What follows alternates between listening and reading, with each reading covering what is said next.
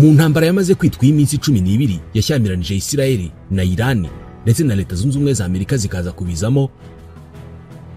Mu minsi y'ibitero bikurikirana, Isiraheli yibasiye ahantu yavuze ko hari ibigo bitunganyirizwamo nucleaire ndetse n'ahari ibigo bya gisirikare muri Iran. Yibasiye kandi ibigo byigenga cyane cyane mu burengerazuba bw'igihugu hafi y'umurwa mukuru Tehran. Nubwo byinshi muri ibyo bitero byaturutse mu kirere, bitekerezwa ko ikigo gishinzwe ubutasi cya Isiraheli Mossad cyagize uruhare rukomeye cyane mu kumenya no gutoranya aho ibitero byagombaga kugabwa ku butaka bwa Iran. Abakozi bashinzwe ubutasi ba Mossad bitekerezwa ko bakoreshaga za drone maze binjizwa muri Iran mu ibanga kugira ngo bagenzure banamenye aho ibikoresho bya Iran byo kwirwanaho bisigaye biri. Ibi ushobora no kubishingira ku birego biheruka byatangajwe n'abategetsi ba Iran bo ubwabo, aho bavuze ko batekereza ko ingabo zabo zinjiwemo n'abantu boherejwe n'iperereza ndetse n'ubutasi bwa Isiraheli mu buryo bw'ibanga, bakamenya amakuru y'aho bamwe mu bategetsi b'igisirikare batuye ndetse n'aho bimwe mu bigo bya nucleaire n'ibya gisirikare biherereye. Umubare utari muto w'abayobozi bakomeye bo mu gisirikare n'abo mu rwego rwa nucleaire muri Iran barishwe muri ibyo bitero byatangiye ku itariki ya 13 y'ukwezi kwa gatandatu. Ibintu byerekana ko Isiraheli yari ifite amakuru afatika y'aho abantu bari baherereye. Nubwo bigoye kumenya uruhare nyirizina rwa Mossad muri ibi bitero kubera ko Isiraheli itagitangaza ibijyanye n'ibikorwa by'ikigo cyayo gishinzwe ubutasi, hari n'izindi nzego zishinzwe iperereza zo muri Isiraheli. Ariko ibi nibyo bikorwa bimaze kumenyekana ku bikorwa bya Mossad mu bihe byashize. Turavuga no ku cyo Iran irimo gukora kigaragaza ko izi neza ko abatasi ba Mossad bari barayinjiyemo mbere cyane y'uko intambara itangira. Tubahaye ikaze.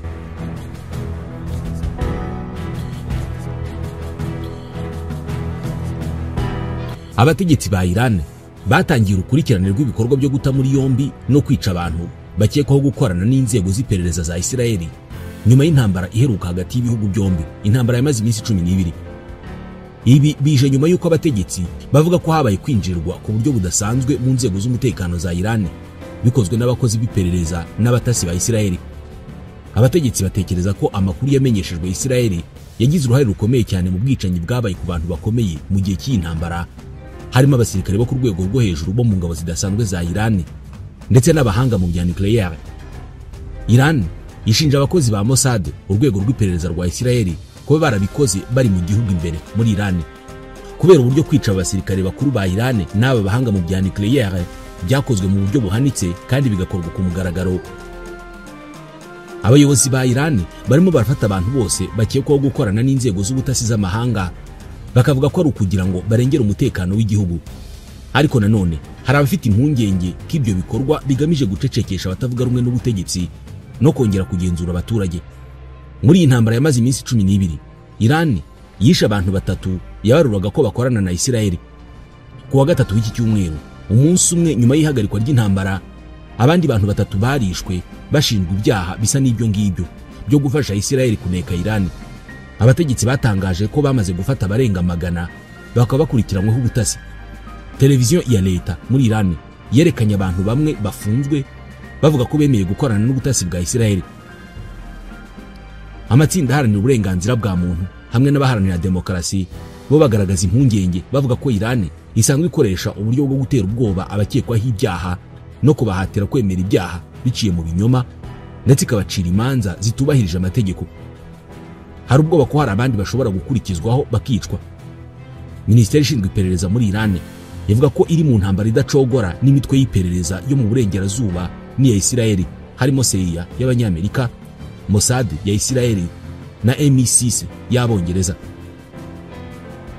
Nk'uko bitangazwa n'ibiro ntaramakuru bya Fars bifitanye isano na IRGC muri Iran, kuva Isiraheli yatangira kugaba ibitero kuri Iran ku itariki ya 13 y'ukwa gatandatu, umurongo w'ubutasi wa Isiraheli wagiye ukorera cyane imbere mu gihugu cya Iran.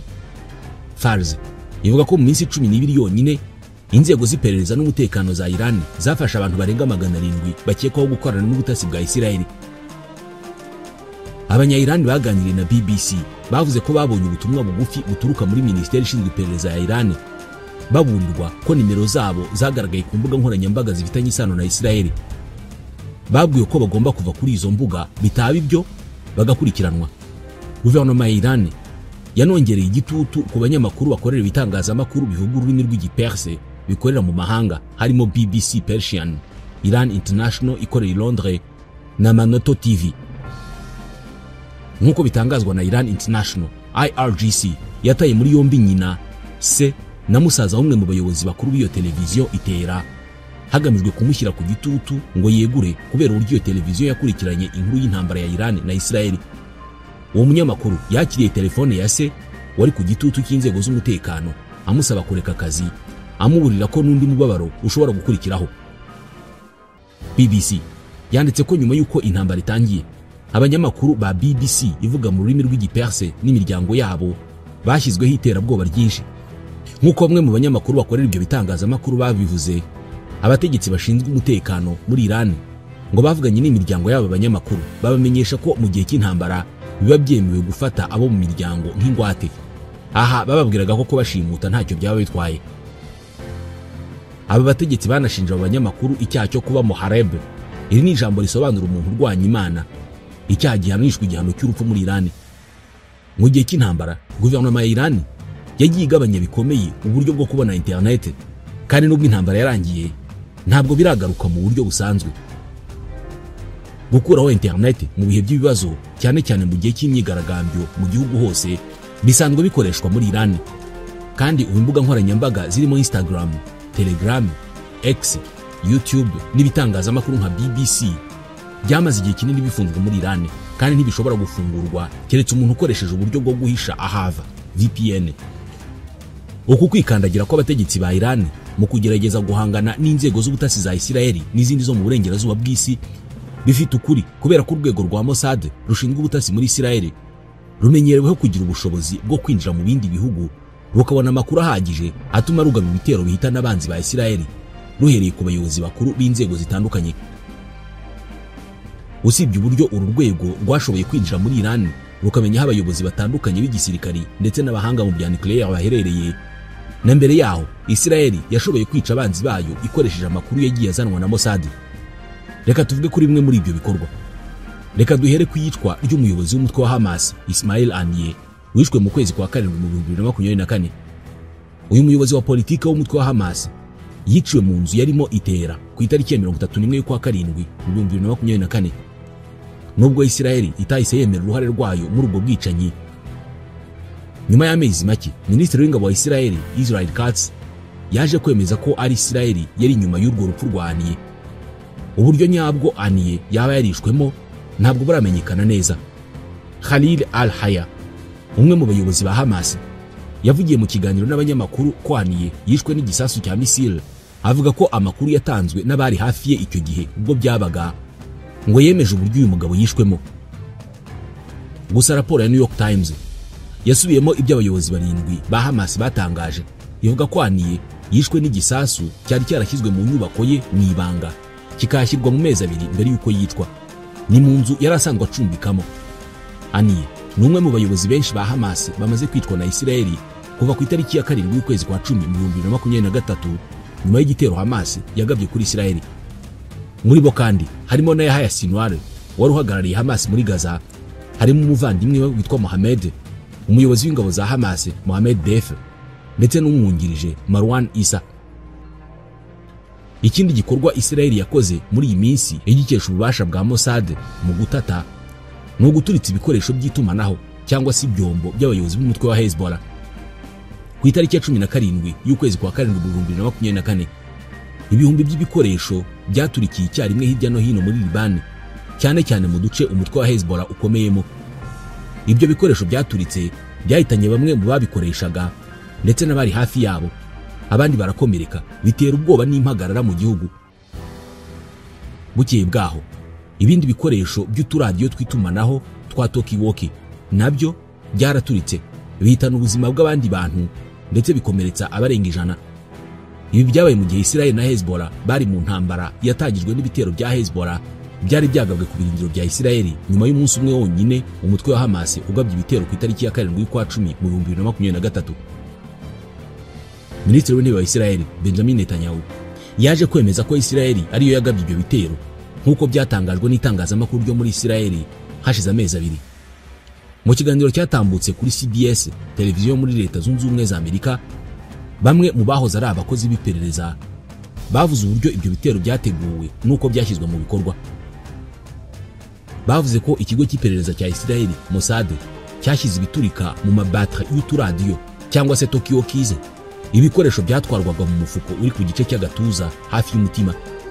Iperereza ryerekanye ko hari hashize imyaka 10 Hezbollah igura ibikoresho birenga 16,000 ku giciro gito binyuze mu bucuruzi bwa magendu, hanyuma ikagura n'ibindi 500 nyuma yaho.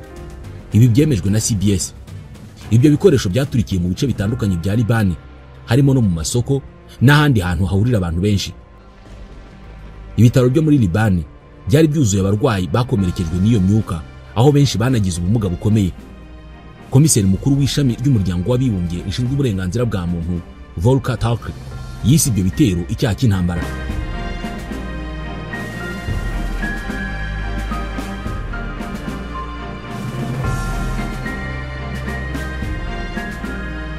Ikindi gikorwa gikomeye cyakozwe bigizwemo uruhare na Mossad ni iyicwa ry'umuhanga mu bya nucleaire wo muri Iran Mohsen Fakhrizadeh.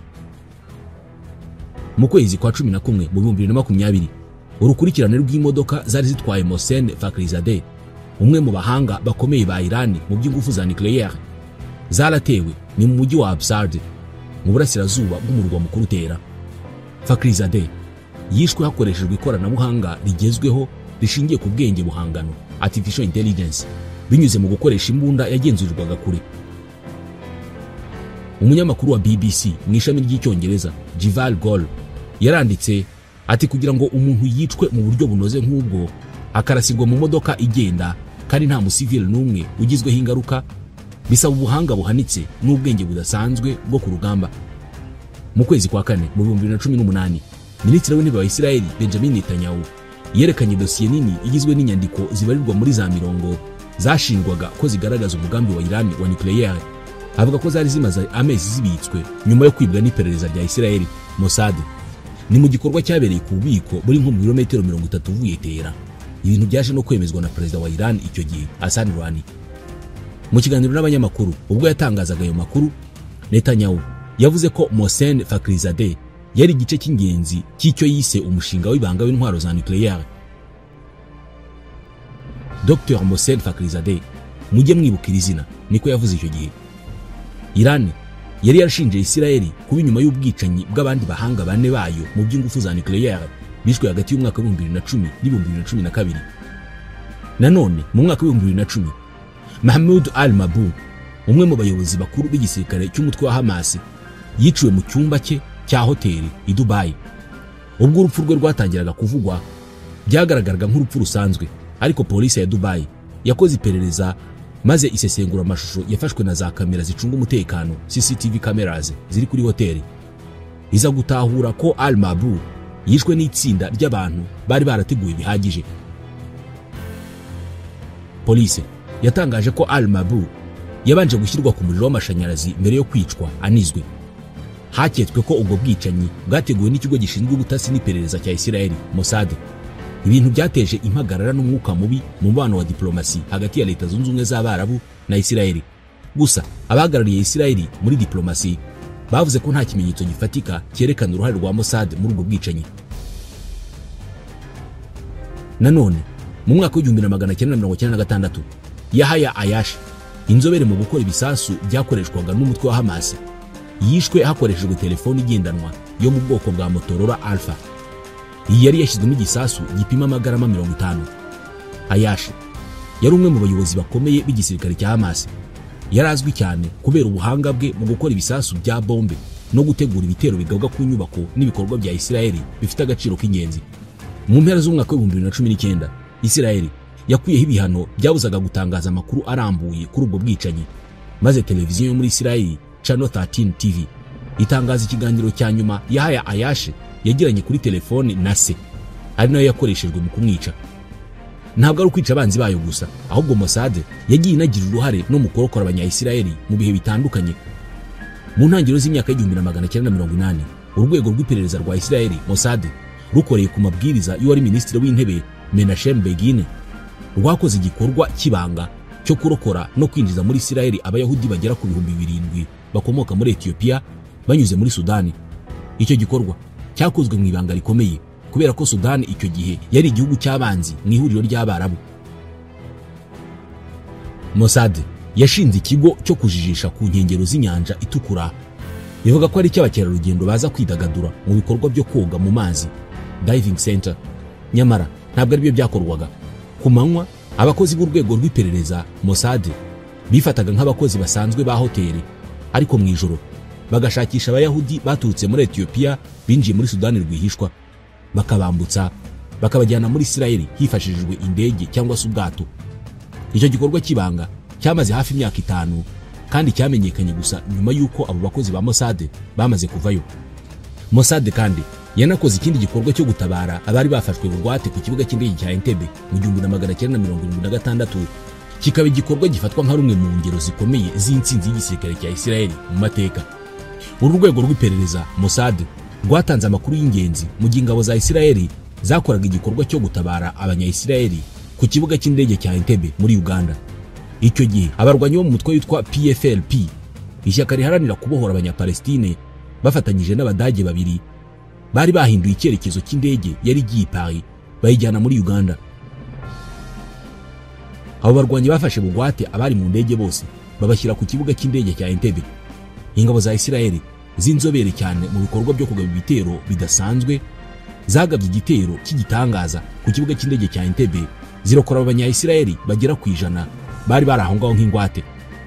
Muri icyo gikorwa 3 mu bari bafashwe bugwate barishwe, kimwe n'abari babashimuse, hamwe n'abasirikare benshi b'abanya-Uganda. Umuyobozi w'itsinda ry'abasirikare b'abakomando Jonathan Netanyahu, mukuru wa minisitiri w'intebe w'ubu Benjamin Netanyahu, nawe yahasize ubuzima.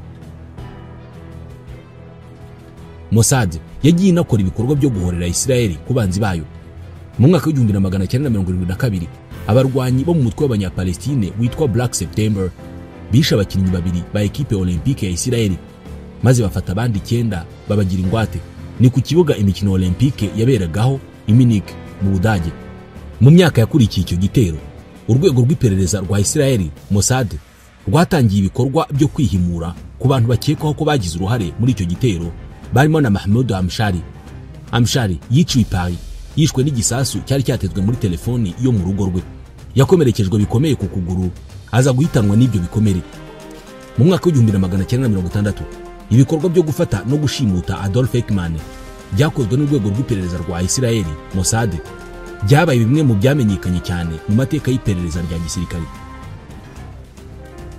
Eichmann yari umwe mu bayobozi bakuru b'abategetsi b'abanazi b'Abadage, akaba yaranagize uruhare rukomeye cyane mu gutegura no gushyira mu bikorwa jenoside yakorewe abayahudi, aho abarenga miliyoni 6 biciwe mu ntambara ya kabiri y'isi. Nyuma yo gutsindwa kw'abanazi, Eichmann yarahunze ahunga ubutabera, atangira kwimuka ava mu gihugu kimwe ajya mu kindi, kugeza ubwo yahisemo kwihisha muri Argentine, anahindura amazina, yiyita amazina y'ibinyoma. Itsinda rigizwe n'abakozi 14 ba Mossad ryaramuhize rimukurikiranira hafi igihe kinini cyane, riza kumufata mu ibanga rikomeye, riramushimuta rimujyana muri Isirayeli. Yaje gukatirwa igihano cy'urupfu n'urukiko rwa Isirayeli kubera ibyaha bya jenoside, maze aricwa mu 1962. Niwe muntu wa mbere waciriwe urwo rubanza na Isirayeli nyuma yo kuburanishwa n'ubutabera bwa Isirayeli. Nubwo Mossad yamenyekanye kubera ibikorwa bikomeye yagezeho, ntabwo ari buri gihe yabashije kugera ku ntego zayo uko yabyifuzaga. Hari ibikorwa byinshi by'iperereza yagiye ikora, ariko bikarangira nta musaruro ugaragara bibyaye. Igitero cya Hamas cyagabwe ku mijyi ya Isirayeli hafi y'akarere ka Gaza ku itariki ya 7 y'ukwa 10 mu 2023 cyabaye icyago gikomeye ku gihugu cya Isirayeli. Kunanirwa kwa Mossad gutahura no gukumira icyo gitero byabaye nk'ihurizo rikomeye ryerekanye intege nke z'uru rwego rw'iperereza rwa Isirayeli mu rugamba rwarwo rwo kurandura Hamas, nk'uko bamwe mu basesenguzi babivuga. Ibyo bitero nk'uko byatangajwe n'ubutegetsi bwa Isirayeli byahitanye abantu basaga 1,200, ahanini abantu basanzwe ari abasivile, abandi 251 bajyanywe bugwate muri Gaza. Mu kwihorera kuri ibyo bitero, Isirayeli yatangije intambara ikomeye mu gace ka Gaza, kugeza n'ubu imaze guhitana abarenga 55,000, aho umubare munini w'abapfuye ari abasivile nk'uko bitangazwa na Minisiteri y'Ubuzima y'ubutegetsi bwa Hamas. Nanone hafi imyaka 50 mbere y'ibi bitero bya Hamas byo mu 2023, Israel nanone yigeze gutungurwa mu buryo bukomeye. Ku itariki ya 6 y'ukwa 10 mu 1973, Misiri na Syria bagabye igitero gitunguranye kuri Israel mu rugamba rwo kongera kwigarurira agace ka Sinai ndetse n'imisozi ya Golan yari yaragiye mu maboko ya Israel. Icyo gitero cyabaye ku munsi wa Yom Kippur, umunsi mukuru mutagatifu cyane mu myemerere y'Abayahudi. Ni umunsi w'ubwiyunge n'imbabazi. Abayahudi benshi bari mu minsi mikuru icyo gihe. Ingabo za Misiri zambutse umuyoboro wa Suez zica abasirikare bake ba Israel bacungaga umutekano hafi aho, mu gihe ingabo za Syria nazo zari zatangiye igitero ku birindiro bya Israel mu misozi ya Golan. Icyahoze ari Leta Zunze Ubumwe z'Abasoviyete cyatanze inkunga y'ibirwanisho kuri Syria na Misiri, mu gihe Leta Zunze Ubumwe za Amerika zahaye Israel ubufasha bwihuse mu bikoresho no mu buryo bwa gisirikare.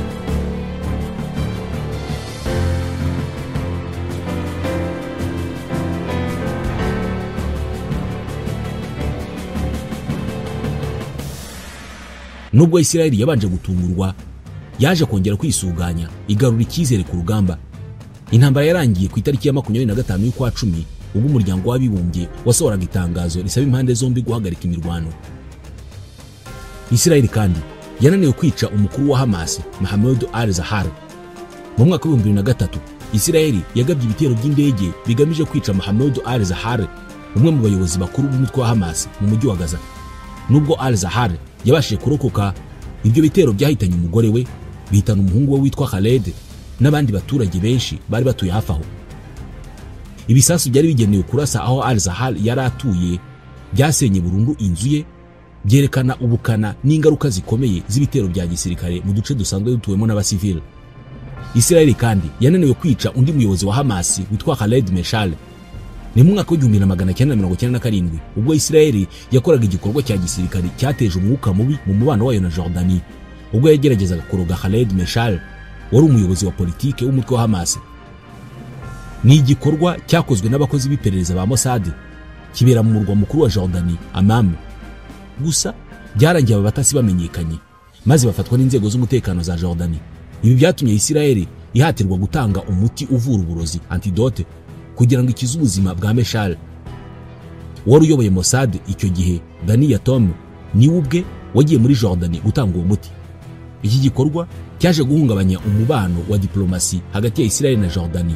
Umubano urasenyuka by'igihe gito, mu gihe ibyo bihugu byari bimaze igihe gito bisinyanye amasezerano y'amahoro. Iki gikorwa kibi cy'iperereza cyakomeje kugereranywa n'ibindi byabaye mu mateka nk'igitero cyitiriwe Levon, kigeze gutuma Israel itakarizwa icyizere mu ruhando mpuzamahanga kubera ibikorwa byayo by'ibanga byateshaga agaciro ubusugire bw'ibindi bihugu. Mu mwaka wa 1954 nibwo inzego z'umutekano za Misiri zaburijemo igikorwa cy'ubutasi cyateguwe na Israel cyiswe Operation Suzana. Uwo mugambi wari ugamije gutega ibisasu mu nyubako z'Abanyamerika n'Abongereza mu Misiri mu rwego rwo gutera igitutu ku Bwongereza ngo bugumishe ingabo zabwo ku birindiro by'umuyoboro wa Suez. Iki gikorwa cyaje kumenyekana ku izina rya Levon Affair, kitirwa Pinhas Levon, wari minisitiri w'ingabo wa Israel icyo gihe, waketsweho kugira uruhare mu kugitegura. Nubwo uruhare rwe rutigeze rumuhama burundu, icyo gikorwa cyatumye habaho igitotsi gikomeye cyane muri politiki ya Israel, ndetse kigaragaza uburyo ibikorwa by'iperereza bishobora kugira ingaruka zikomeye cyane mu mubano mpuzamahanga.